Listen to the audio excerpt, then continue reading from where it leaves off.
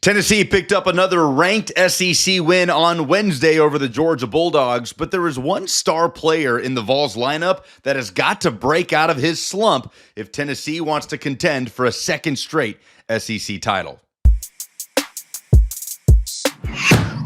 Hey, Lucas Panzica here from 104.5 The Zone and A to Z Sports. 74-56, the final score at Thompson Bowling Arena. Number 6 Tennessee improving to 16-1 with a win against number 23 Georgia. The Vols had a slow start offensively in the first half, but turned it on in the second and clamped down on the Bulldogs for a lopsided victory at home. Now, Chaz Lanier, Tennessee's lead scorer all season, the number one scorer in the SEC, was not a part of that offensive spark in the second half.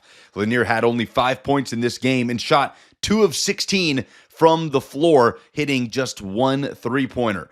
This has turned into a bit of a trend in the last 3 games for the North Florida transfer, as he has combined for 25 points in the last 3 games and is shooting 19% from the floor in those 3. A blowout loss at Florida and wins at Texas and at home against Georgia. Now, that's the bad news. The good news is Tennessee is 2-1 in those games. Lanier is still the lead scorer in the SEC, averaging over 18 points per game.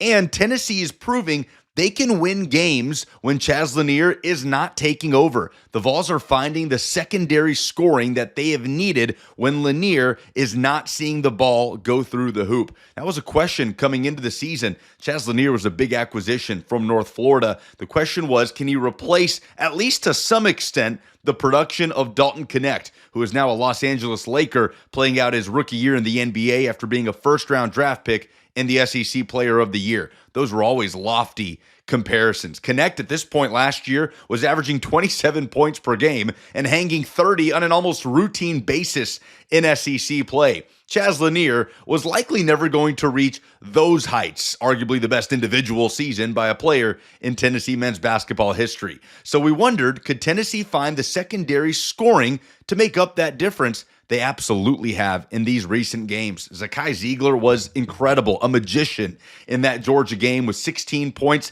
7 assists, and 5 steals. He is now the all-time steals leader in Tennessee men's basketball history, and Jordan Gainey has been a nice spark off the bench. Led the way with 19 points on Wednesday. He's averaging over 11.5 per game. So the bad news is Lanier has certainly hit a slump. The good news, Tennessee is 2-1 in those games. Chaz Lanier is still the leading scorer in the SEC, averaging over 18 points per game. And Tennessee is proving they can win games when Lanier is not taking over, with the likes of Zakai Ziegler and Jordan Gainey, as well as Cade Phillips, who flashed on Wednesday, bringing a spark. These are all good developments for the Tennessee Vols, but there is no question, if they want to continue trending towards those lofty goals of an SEC championship and another deep run in March, Chaz Lanier has got to turn it on. He's got to see the ball go through that hoop more consistently and get back to the level that he was playing at throughout the first half of the regular season for Tennessee.